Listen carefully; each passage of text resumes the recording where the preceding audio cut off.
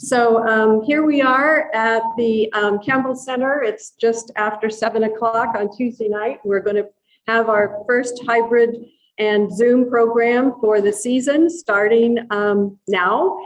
And for those of you who are Zooming, I think there's about 26 computers on there. And did anybody do a count here? Dick, have you done a count? There's like 50 people in the room. More than that. Over 50 people in the room here at the Campbell Center, which is a bit of a mind blower. We had no idea how many people would be here. So I'm very happy that folks have come out for this. And I know Bill, of course, Bill Sullivan is a big appeal. So thank you, Bill, for bringing the group out. I'm going to do just a welcome to everybody. We're happy to see you all. And we'll get going with this shortly. I also want to thank Dennis Arndt for arranging this Zoom opportunity and hybrid in-person opportunity here at the Campbell Center, because I think it's a new format for us, and we weren't able to do it at the Garden Club because they don't have internet. So this is really the only way we could do it this way. We've also had Zoom and hybrid at the university, but we don't have access to the room at the university all the time. So Dennis made this happen. Thank you, Dennis. So I want to do a couple of brief announcements. We have upcoming events, and one of the big ones that's new for just this coming weekend is the Birds Fly Through. I wasn't able to create a slide of it, so I'm going to hold this. This isn't working. Oh, it's this camera. Birds Fly Through is a poster for this event that's going to be presented this weekend at the Ragazzino Performance Hall at Lane Community College. And there's going to be a performance September 30th, Friday at 7:30, October 1st, Saturday at 7:30, and October 2nd at 2 p.m. And it's presented by A Squared Productions, which is a local production group who's using poetry from Deborah Narenwell's book, which is called Birds Fly Through. And they have created a whole work of art with songs and dance and music, all based on that theme. And then they're also generously sharing the proceeds from the sale of the book for Cascades Raptor Center and Lane County Audubon Society. So it's a whole package and a new production, which will be very exciting. And tonight we have here Andrea with the books on sale in the back. So she's there to offer those to you if you're interested. And thank you for being here tonight. And our other announcements have to do with bird walks, which we have the first Saturday bird walk coming up October 1st. And then the third Saturday bird walk will be October 15th. And those details are on our website, on Facebook and Instagram. So you can call us or email us. We'll give you more information. I also wanted to briefly review that we've had SWIFT events this fall. Well, we had one SWIFT event this fall. We plan to have two, and one of them was scheduled for September 9th. Which was the smoke event and wind event that happened. Oh, it was hot. And so we had to cancel it, unfortunately. So we did not go to that. My husband and I actually had our power turned off at 5 o'clock that day. So that kind of was interfering with our availability. But then we had a SWIFT event on September 16th. Have any of you folks been there to see the Swifts at Agate? Pretty cool, isn't it? Yeah, it's good fun. And on that night, we had about 100 people with us, which was a great turnout of people. And then we counted about 5,600 Swifts. It was a little higher than that. So the Swifts have been putting on a good show this year at Agate Hall Chimney. We're really happy to see them every year. We worry whether they're going to make it or not. So that's a good thing. And then I have one other brief mention, because we're talking about fall migration for birds. And I want to remind you, it's a good idea to keep your outdoor lighting dim or off if you're able to turn off outdoor lighting, because it interferes with the birds who migrate at night, and they can be attracted to the light and lose track of their navigation routes, and that use up their energy when they get their migrations interrupted, and it can be very harmful for them. So Please remember to either dim the lights, turn off the lights, or there's light covers you can use so that the light doesn't shine up into the sky and become an attraction for the birds. So we want to help protect our migratory birds. That's what I have to say tonight, and we'll have Janice Arndt be the next speaker. Are you okay using that? Yeah, I think so. I think I can. Is it working? Yeah. Okay, that was a great segue because I want to talk a little bit about our speaker next month, who is going to talk exactly about that subject, about lights and city lights and the migration of birds. We're going to have Mary Coolidge come here from Portland. She's the Bird Safe and Lights Out campaign coordinator for the Portland Audubon Society. And so she's going to talk just about that very thing, about what it is we can do to allow birds to migrate through our area without the disturbance that lighting, particular types of lighting, can cause. And so that she'll be our speaker next month. That's going to be October 25th, Tuesday, right here. That's exciting. I hope you all can come to that one too. Well, tonight we have a speaker that I think everybody knows. Bill Sullivan is here. He's given talks for us for, I don't know how many, 10, 12 so far. I don't know, something like that. And every time I've introduced Bill, I go over some of the things that he's done, and I'm always amazed, partially because I probably forgot last year when I looked at all those things. But anyway, it's just amazing. He's hiked every trail that he could find in the state of Oregon. Can you imagine that? I don't know. I think he said something like 500. It's quite amazing.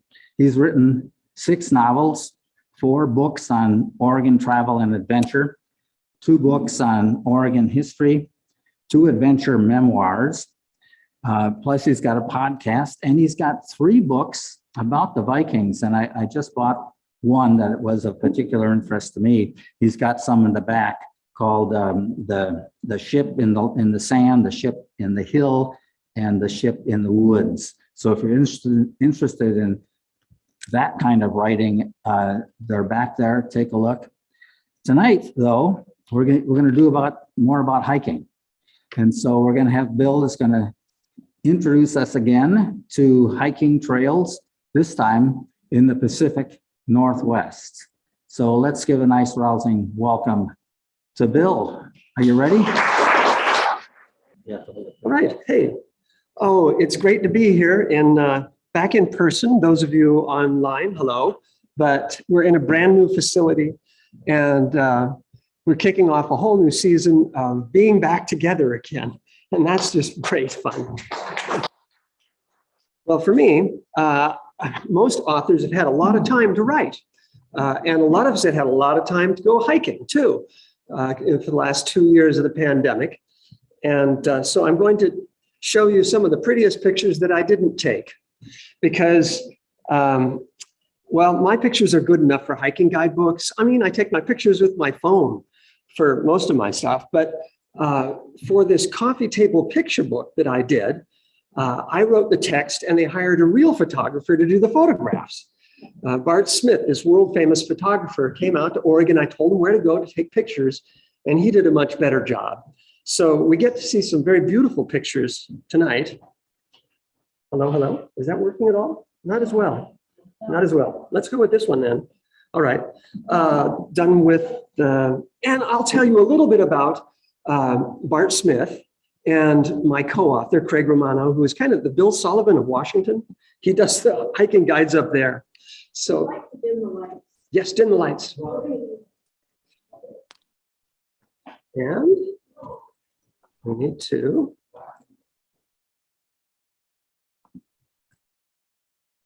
So let's see, can I get rid of that bar at the top? Probably can't.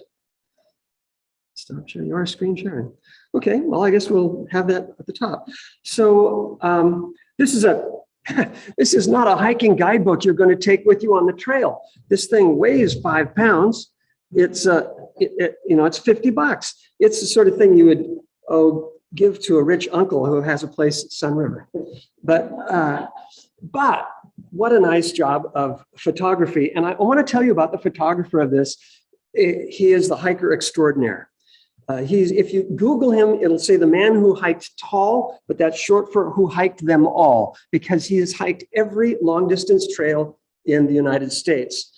And taken pictures of them with his huge camera. He started out, grew up in Wisconsin, but very soon moved to the Seattle area and started going hiking early and taking pictures. His father gave him a camera, and one of his first that became famous was this one was just moody, a nice shot. And then when he graduated from high school, he decided to hike the Pacific Crest Trail, like so many people do who graduate from high school, but he took an enormous camera system with him. So his journey was better documented than most. He could take close-ups of the insects. He could take sweeping shots of the Sierras. And then it became his first coffee table picture book, hiking along the Pacific Crest Trail. What do you do after that? You know, what do you do? Obviously, it's the Appalachian Trail is your next. So he hiked that from end to end, and it's a very different kind of trail. He says it is a forest trail. You almost never get views of mountains and whatnot. It's just, you're in the woods the whole time. Along the way, he met up with and hiked with Eric Schaefer, who was the first man to hike the Pacific Crest Trail, the Appalachian Trail. And he co-wrote the book with him, but the book came out at almost the same time that Earl Schaefer died. So it became kind of a monument to the founder, really, of the Appalachian Trail. So next, Bart Smith decided he wanted to hike all 8 of the National Scenic Trails. And the next one was the Florida Trail. It's a very different kind of trail. It's a lot wetter, but did a book about that. And then his home state of Wisconsin, he did the Ice Age Trail that goes through Wisconsin. That one is also wet and has lots of mosquitoes. You had to wear head nets for most of that trail. I think the longest trail he did was not the Natchez Trace, but rather is it the North Country Trail that goes from New York to North Dakota? It's 4,000 miles long, and a lot of it follows highways. So he developed a different system for that. He put his backpack in a baby buggy, one of those jogging baby carts, and said it was a lifesaver. And that worked fine for the North Country Trail, but not so good for the Continental Divide Trail. That one through Colorado and all, he had to put all his heavy camera equipment in his backpack and do the entire length of that. But then he was able to get shots of birds, which most hikers can't do because they don't have a 5-pound telephoto lens, and sweeping vistas of the Rocky Mountains. He's obviously thinking of another book here, and wound up in Yosemite. And here he is shaking hands with the ranger there. That night, he had to fly to Washington, D.C. to give a presentation to the Smithsonian about all the trails he had hiked and the photographs that he's taken. And while he was there in Washington, D.C., the Obama administration added 3 more National Scenic Trails. So he wasn't done. He had to, he'd done 8. Now he had to do the Arizona Trail too, which he then did. And then the Pacific Northwest Trail, which goes from Glacier National Park in Montana across the top of Washington to Cape Alava on the beach of Washington. And there his wife, Bridget, met him. And he said he was very excited to have hiked all 11 of the National Scenic Trails, but also sad. He could hardly, he had to wipe his eyes. He couldn't focus, taking the last pictures of his footprints in the sand because he'd hiked them all. And what was there next to do? He did a book, of course, about the National Scenic Trails, but then decided to do all of the historic trails. Now, there are 13 of them. And these are not designed for hikers. They're really designed for, car trips, really. The Nez Perce Trail goes from Joseph in Northeast Oregon to someplace in Montana, mostly following highways, and the Oregon Trail. That one is overlaid by a freeway part of the way, but he walked all 13 of these. And again, kept his camera with him so he could get some amazing photographs. One of the cool things he thought about the Oregon Trail was that he could compare his pictures with the pictures of the pioneers. And in many places, it hadn't really changed that much. The other thing he was amazed by was the goodwill of the people that he met along the way. He said he never once had a bad encounter, and almost every day there would be some angel who would show up and give him something or help him or give him advice. And he walked through a lot of blue and red states on those hikes and said that if you're hiking, America isn't blue and red, it's people. And I think that was a worthwhile lesson too. Here he's finishing up the Oregon Trail and then does a book of the historic trails. So that's Bart Smith, our photographer. And now there are two authors involved here. Craig Romano did everything north of the Columbia River. I did everything south. So we'll cover Craig first. He does, as I said, the hiking guides for Washington. He's a kind of a different kind of guy in a way. I mean, he started out not as a hiker, but as a bicyclist. He bicycled long distances across the whole country areas, having bicycled from New York to Salem and is greeted by Vic Atiyeh, the governor of Oregon. But then he traded his bike for a backpack and started hiking his home state, which was New Hampshire. So he did a lot of hiking there and then went to Chile and hiked in the Andes of South America for a while and wound up hiking to mountains in Korea. And this is where he met his wife, Heather. She's the one holding the other side of the South Korean flag in that. And together they decided they would go hiking for a living. I tell people this sounds like a dream job, but it has its ups and downs. So they wound up being tour guides for hiking, for treks in Europe. And here they are at the highest point of Bulgaria, apparently taking people there. They led a lot of hikes in the Pyrenees between Spain and France, and then came back to the Northwest and settled down near Puget Sound. And that's when the mountaineers called them up and said, could you write the 100 Hikes book for Washington's? We need to do a bunch of trails up here. Because the people who had written the original versions of those 100 Hikes books had passed on and they were out of date. So he did. And here he is on the West Coast Trail and hiking all over. But as I say, he's a different kind of guy. He's really more goal-oriented than I am. He climbs mountains. He stakes his ice axe on the top of that. He counts lakes that he does. When he turned 50, he admits that he had 2 midlife crises. I'm not sure that I want to admit that I had one, but probably everybody does a little bit. But he went overboard. He became an ultra marathoner and ran 50 miles a day at the age of 50. That wasn't enough, though. When he turned areas, he hikes around Mount St. Helens in a single day. I'm wondering, how much can you really see when you're going that fast? I'm a much slower hiker. If you've ever hiked with me, and I've led a lot of trips, you know that we're always stopping and taking pictures and notes and stuff. Long days winds up being. But then when he was 52, the midlife crisis made him a dad. So he, for the first time, became a father. And this actually did slow him down, finally. Because he had to stop and see the trails through the eyes of, in this case, a 4-year-old. And I think that was probably a useful thing for him to have learned. So he's done the books for Washington and a lot of urban hiking books for Washington as well. So that brings us to me. And you probably already know quite a bit about me. I've given talks for the Audubon Club here every year for probably 20 years, except for last year when this was the talk that was planned and had to be canceled.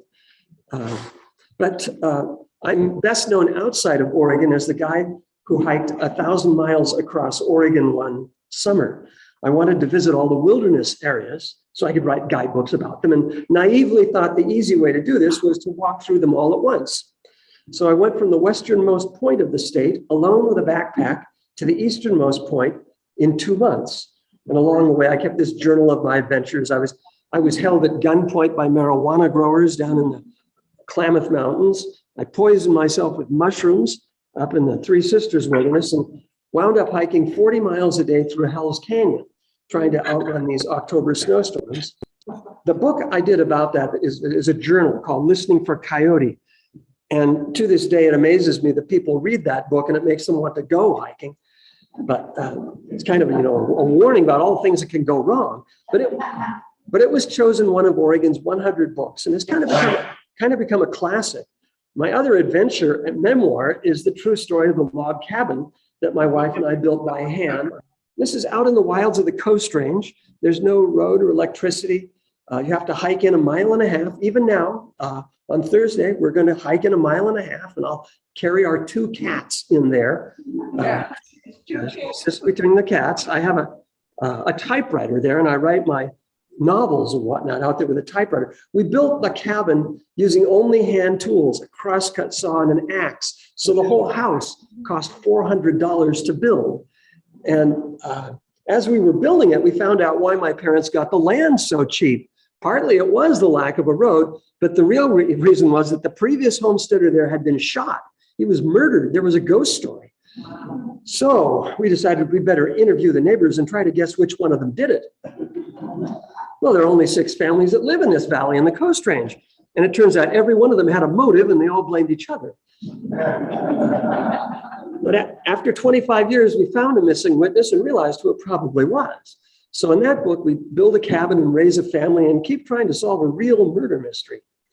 But that inspired me to write fictional murder mysteries with an Oregon angle. So I've done a series of those. The one on the left is about a missing Einstein formula for quantum gravity. That part's true. My son is an astrophysicist, said I should write about this lost formula. So I have it turned up in a violin case in an attic in Eugene. Could happen. The middle one is D.B. Cooper's The Great Unsolved Mystery of the Northwest. What happened to this hijacker who parachuted with $250,000. And the one on the right is about the Rajneeshis, another weird episode in Oregon history that I thought cried out for a good murder mystery. Then my wife is Danish and we speak the language. So I've been doing a series of historical novels about the Viking Age. And people say, oh, you mean hiking? I say, no, these are about Vikings. But in each case, the book is based on the actual excavation of a real Viking ship. One found in Norway in 1904 that turned out to surprise the archaeologists because it was buried for a woman. It's the biggest Viking tomb of all time. The bones are female. Who is this queen? The saga tells her story.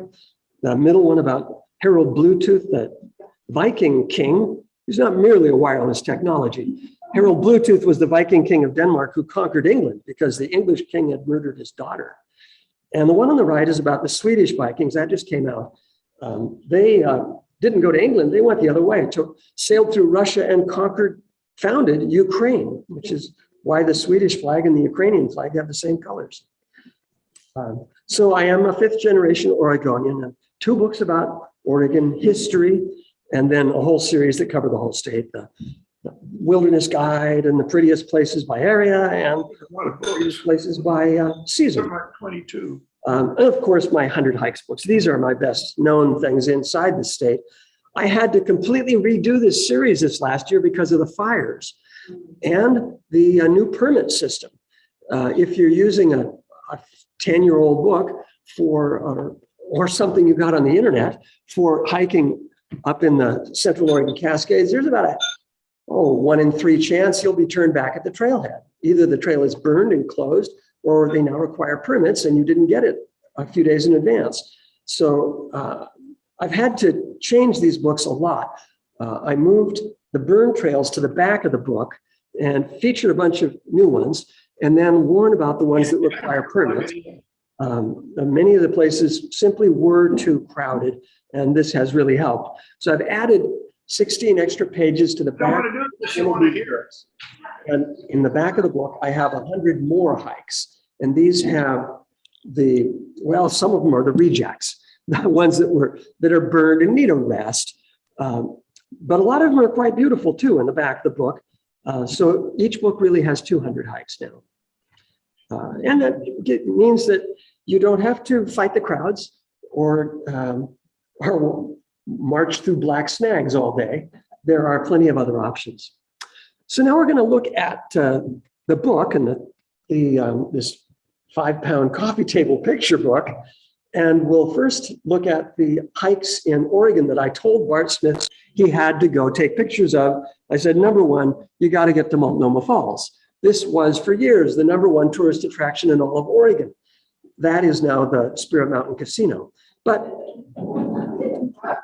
it's still pretty good, high on the list. It turns out he didn't have a picture of it. So he rushed down there. This is the most recent one he took. But the whole gorge burned about 6 years ago. And these pictures are taken since the fire. And that shows how quickly the greenery can come back in these forests, old growth forests that burn. They don't burn completely usually. It's spotty. It's a matrix. So it leaves a pattern of big old trees along creeks and mossy areas, and then comes back pretty quick. You get a lot of different plants too that require fire, such as huckleberries. The only time you will find huckleberries that are worth picking is where there's been a fire in the past that has knocked down the trees and given those plants enough light that they can bloom and go to seed. They can't reproduce without fire. But the other thing about the trails being reopened in the Columbia Gorge is that people have jammed in there so fast that you have to have a timed reservation to even drive to Multnomah Falls now. And Eagle Creek is this very famous waterfall hike in the gorge. You don't need a reservation to go there, but good luck getting a parking spot. You won't be able to park within 2 miles of the trailhead. So instead, go somewhere else. If you want to get away from the crowds right now, Jefferson Park is a place to do it. It is legal to go there again after 2 years of being shut down by the Forest Service. It did not burn in the Labor Day fires of 2020, but they closed all the access to it anyway. And now it is technically open, but the only way to get there is to get a permit for Pamelia Lake or Marion Lake, somewhere else in the Mount Jefferson Wilderness, and then walk the Pacific Crest Trail north 15 or 20 miles.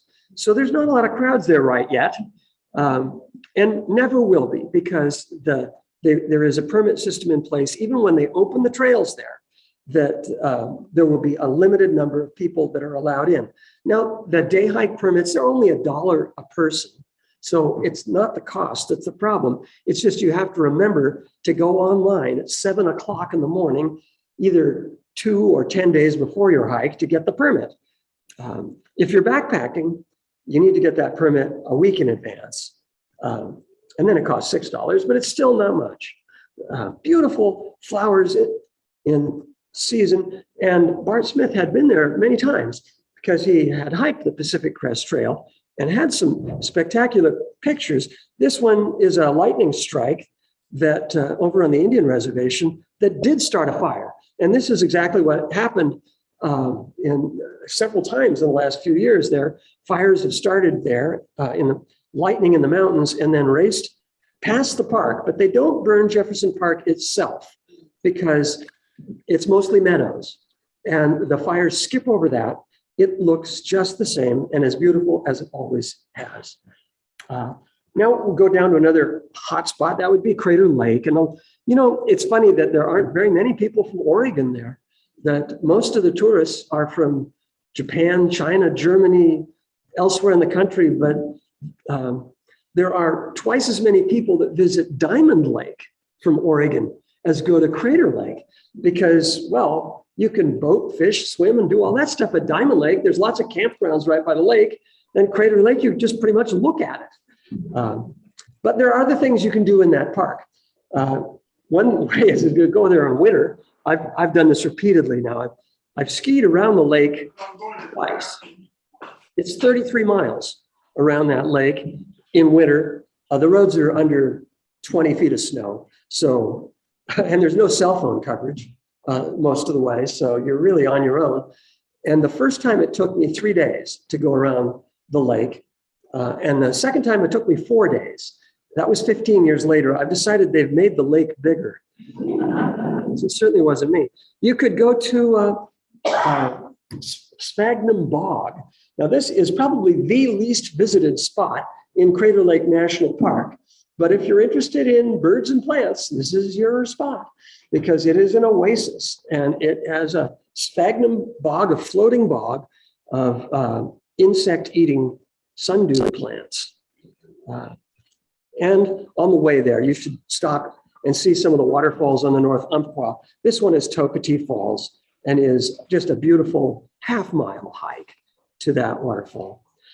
So I told Bart Smith that he should also go down to Northern California and take pictures of the Oregon side of California at the Trinity Alps. There are half a dozen wilderness areas in far northern California that most Californians don't know about.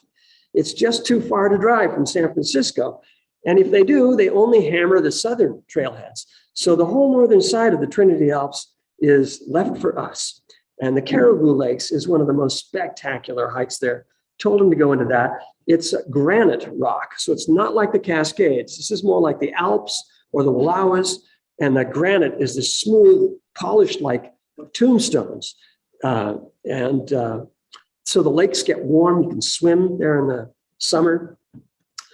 Caribou Lakes, he said he was there for 3 days and did not see another person. But at night, when he looked up with his headlight, there were 2 green eyes staring at him and he panicked. But it turns out it was the deer that showed up the next day and he got a picture of.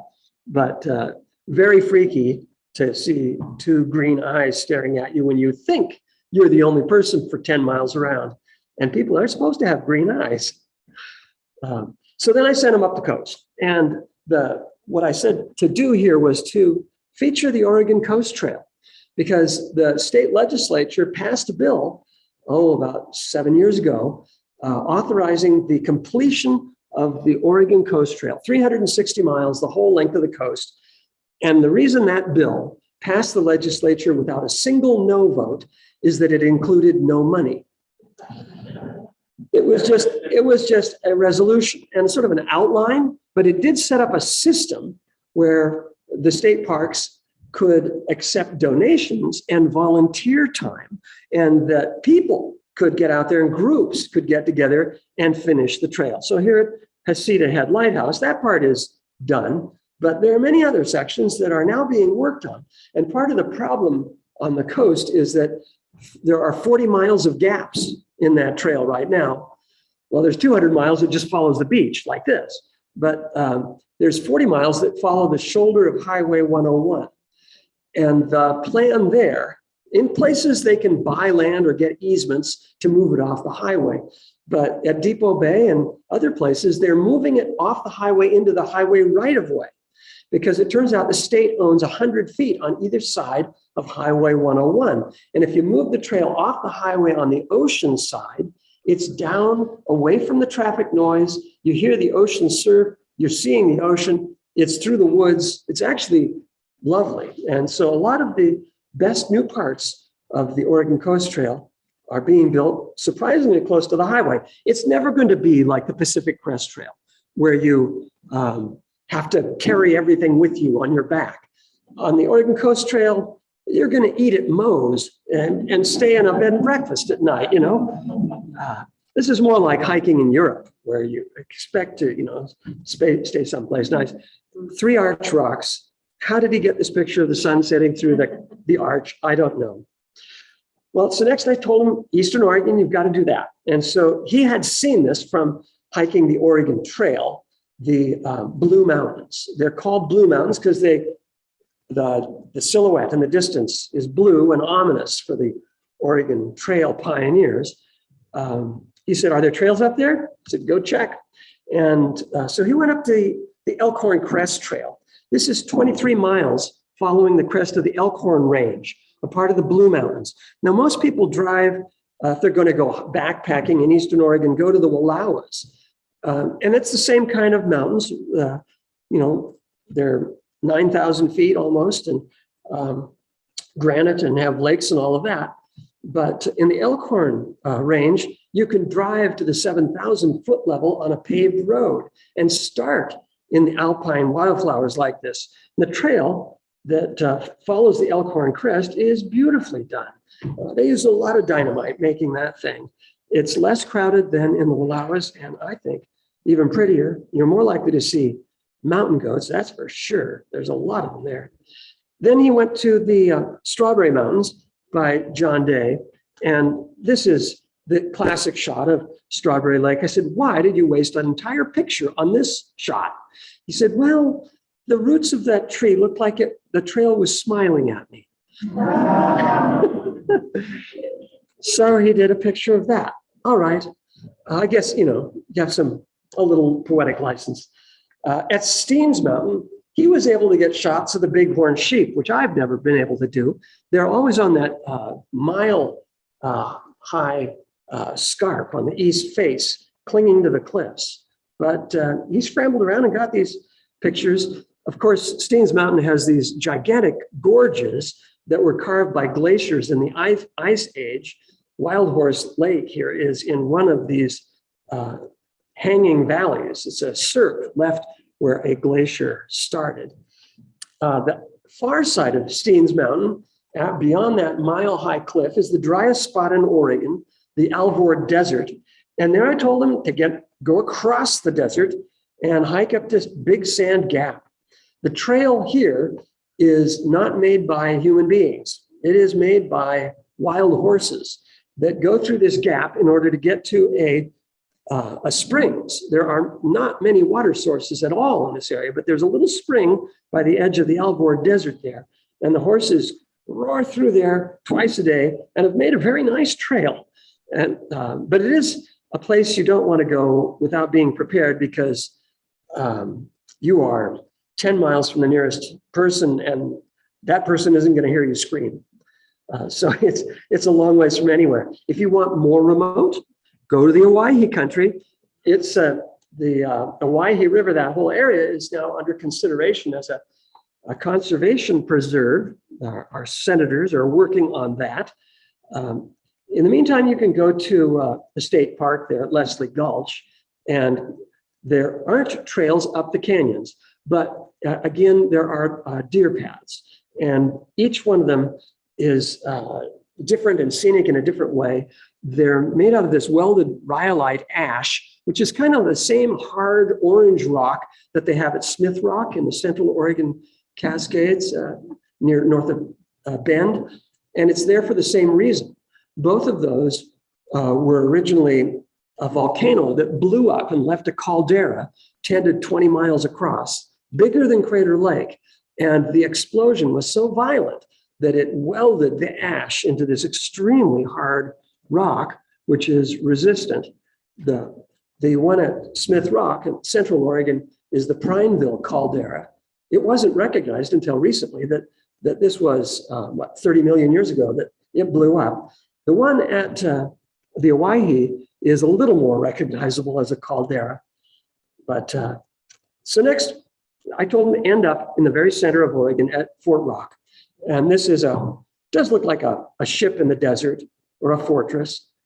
You hike around the rim and you are going to see lots and lots of pigeons, but you will also see lots of raptors. There are hawks and a lot of owls that come there and just feed on these pigeons. So it's a really excellent place to go birding. Crack in the ground, not so much. That's just a hike, but it's like a half-mile long slot where a lava flow, half the lava flow sank and left a crack that you can hike through. So that's ending our little tour, sort of the highlights of Oregon and Northern California. So Craig Romano took over writing about Washington and British Columbia, and he said, you've got to start with Mount Rainier. It's visible from pretty much everywhere in Washington. This 14,000 foot tall mountain. And starting back in 1915, they built a trail around it, the Wonderland Trail. Now for Crater Lake in Oregon, when we have our national park, instead they built a road around it. It was a huge mistake. They should have built a trail around Crater Lake, but instead people drive around that lake and go home. Whereas at Mount Rainier, the Wonderland Trail is a parade of wonders. It's also really hard to get a permit to do that. So you can do day hikes on parts of it, but trying to do the whole thing is not only physically demanding, but it's really hard to get one of those permits. It's like you tried year after year, and maybe after 10 years, you might get one. Mount St. Helens is a place where you don't need permits, and that is spectacular in its own right. I like Lava Canyon. The trail there is a little bit rough. The bridge, the suspension foot bridge, is now closed, but it's a canyon that was exposed during the eruption in 1980 when an ash flow came down and stripped out this canyon. There are a number of beautiful places like that there. So next he went up to Puget Sound, and there are a number of urban type trails around Puget Sound where you can get away from the city very quickly.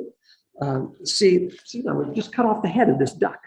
I can't really show it to you, but maybe someone can tell me from what they see what duck that is. It's not a harlequin, is it? It's just. Well, I'm not sure I can.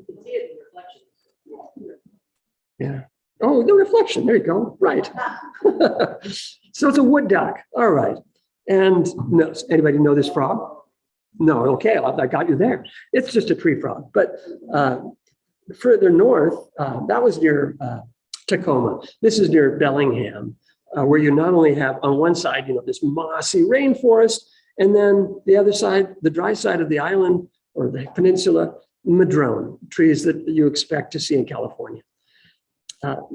Inland from there is Mount Baker, and Mount Baker is a destination in winter as much as summer. They don't have much of a ski resort there, but it's a great place to go cross-country skiing. I did this last year. You are looking from, this is from Artist's Viewpoint, which is the end of the road in summer. In winter, you have to ski a few miles to get up to it. But now we're looking over to Mount Baker, and here from the same place, you just turn around and there's Mount Shuksan, another 9,000 foot mountain. Now, Baker is an active volcano. That is not a cloud in that gap between the peaks there. That is steam from ongoing eruptions in Mount Baker. So let's go east now to the high desert of eastern Washington. This is best in March. It's even hotter, I think, than Oregon's desert in places. But one of the spectacular spots for photography is at Dry Falls. And this is where ice age floods 12 to 15,000 years ago roared through here and stripped all of the soil off. This was when Canada was covered with a mile of ice in the ice age. That glacier extended down until it pinched off a branch of the Columbia River in northern Idaho, backed up a huge lake into Montana, Glacial Lake Missoula. But the dam was made of ice, and ice floats. And so every 80 years or so, this entire lake would drain across eastern Washington, go over this waterfall. And this is a 3-mile-long cliff that was entirely full of water. So it'd be 100 times Niagara Falls, and then roared through the Columbia Gorge, backed up in the Willamette Valley as far as Eugene, and left glacial erratics here in Eugene, which is amazing. We have rocks from Canada and farmers near Cresswell that dig down a few feet and they start hitting logs. Those are drift logs that backed up in the Willamette Valley from these ice age floods and are now buried under Mount Mazama ash. So big disasters in Oregon's past. Another place to go is Goose Hollow. And there are no trails at all, but you don't need them out in the desert. You can just wander around. Let's go up to Vancouver Island now in Canada. And there the huge national park, provincial park, is Strathcona. It's 1.5 million acres. And there the mountains rise right out of the ocean. So you've got 5,000 feet of elevation going from sea level to snow. on many of the trails. The trail that goes down the west side of Vancouver Island is the West Coast Trail. And this has become a coming of age passage for Canadians. It seems that all Canadians at some point have to go to Vancouver Island and hike the West Coast Trail to say that they've really seen the whole width of Canada. And as a result, it's hard to get permits for this thing. It was not originally designed as a hiking trail for recreation. It was a Coast Guard trail because there was no access to this whole side of the island. Ships were always wrecking out there and they had no way to rescue the crews. And so they built this trail with ladders and suspension bridges across canyons in order to rescue shipwrecked sailors. It becomes quite the demanding hike. Instead, if you can't get a permit for that, so instead do the Juan de Fuca Trail, which is a little bit south, closer to Victoria. It also is on the shore of. One lady watching has got her dog in her lap. The Juan de Fuca Trail is, you don't need permits for, I think it's just as pretty and is much easier to get to.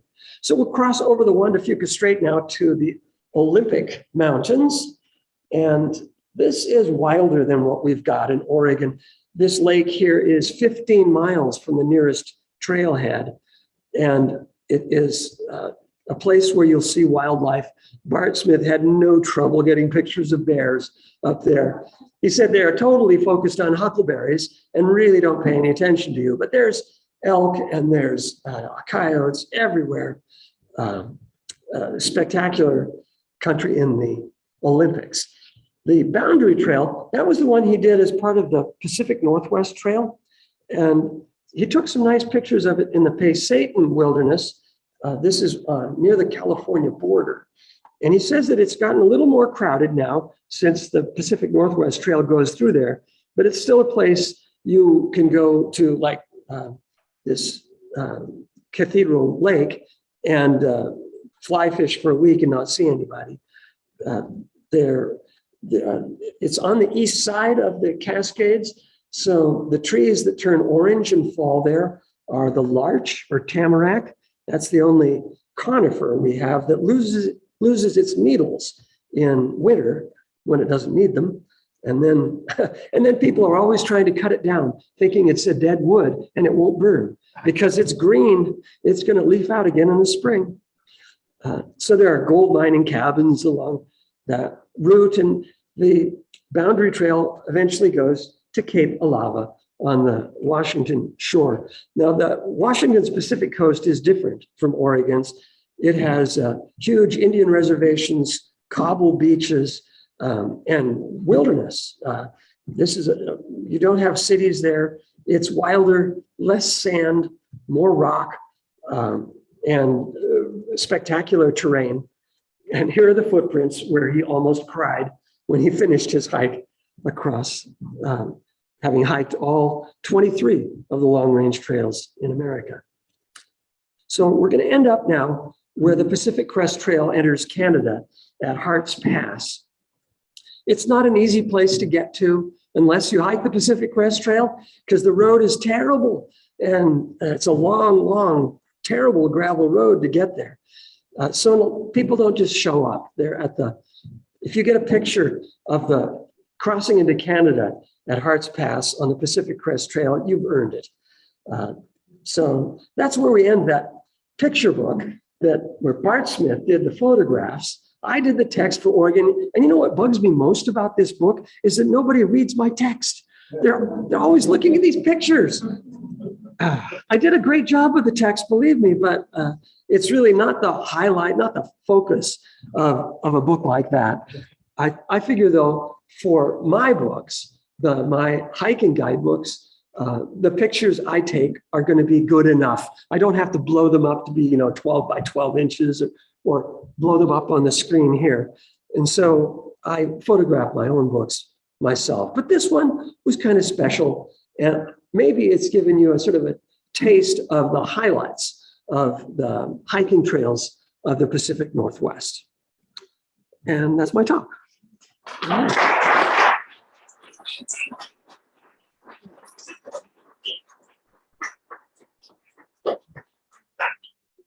So, oh, I guess we have questions. Sure. Fine. Just sort of a bad question. What happens to the Pacific Cresters now in terms of all these permits? On Pacific Crest Trail permits, you get you can get one permit for the entire Pacific Crest Trail. They only issue, I think, 8 a day or 10 a day. It's not many, but then it's valid in every wilderness, the whole length of it. Otherwise, you're right. You have to get permits for every one of these places you go through. It can be tricky. Other questions? I think we're in the back. Wow.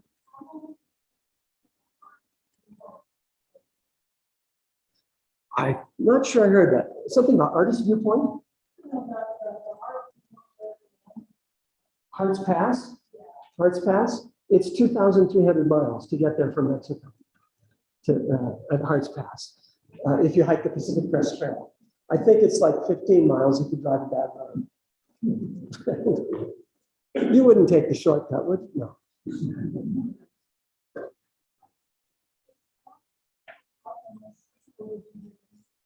I have never hiked, you see, that's more Bart and Craig. They're these guys who are into these athletic challenges where you chalk it off your bucket list. I've hiked this trail and I've hiked that one.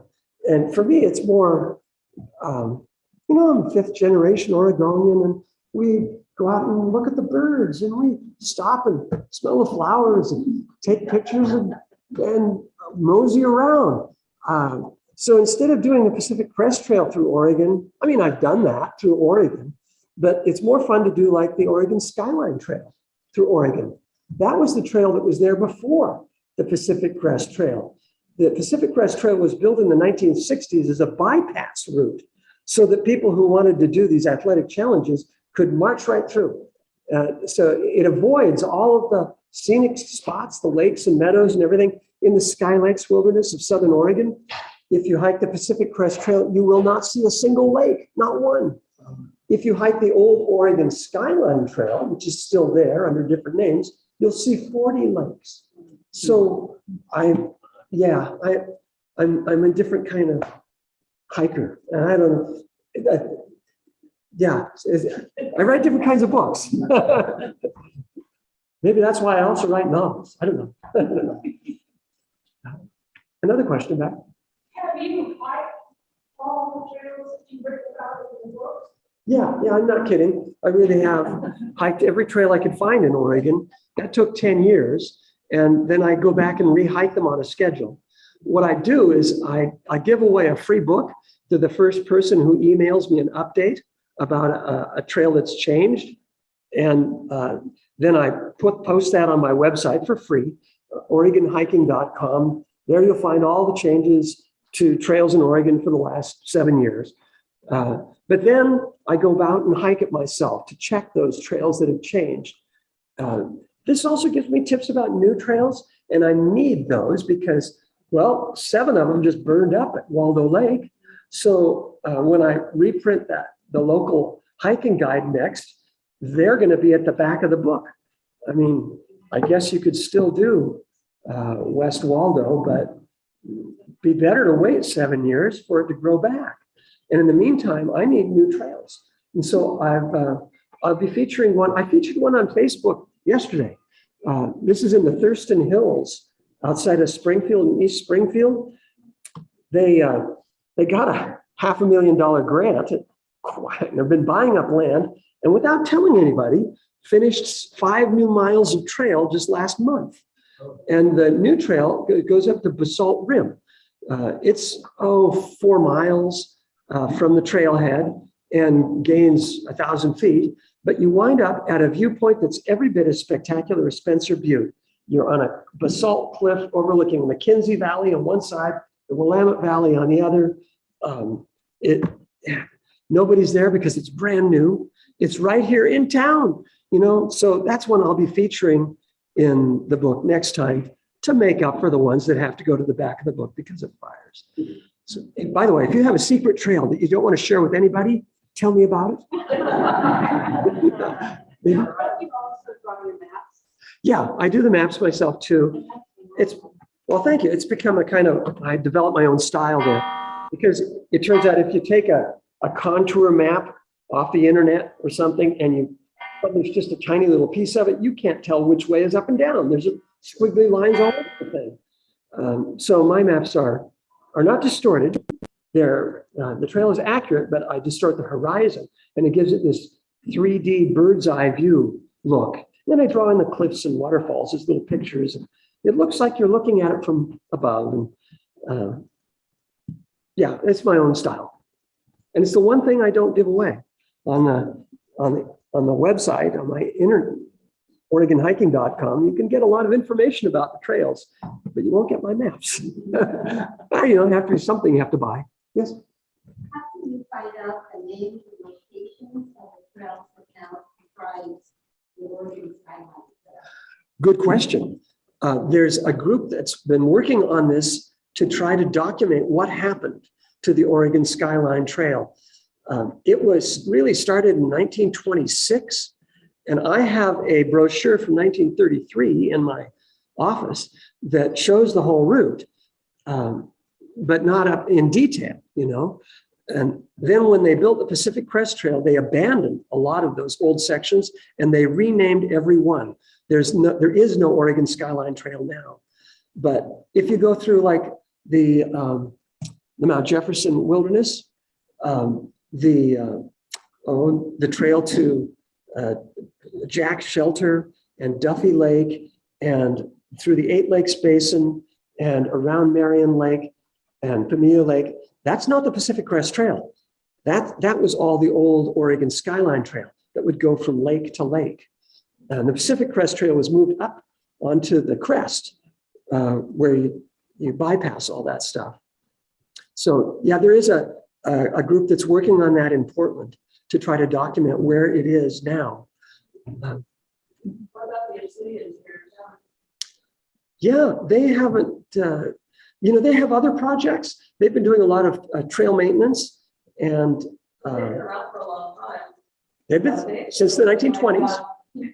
Old maps with the skyline actually on. Yeah, well, yeah, you'd think, but yeah.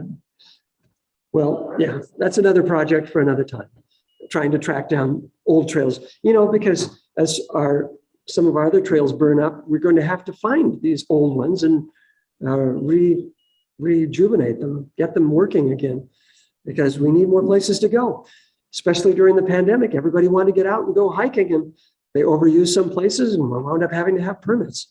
So I guess that's partly my job. I cover 1,000 trails in Oregon. My goal is to spread you out a little bit, help you find someplace new, maybe inspire you with the beautiful pictures to go to someplace you haven't been before and not just go back to the same old spot. I do that too. It's fun to go back to a familiar place, but it's maybe better for the woods if you hike on a place where you haven't gone before and try some new trails. And that's what I'd recommend. So thank you all.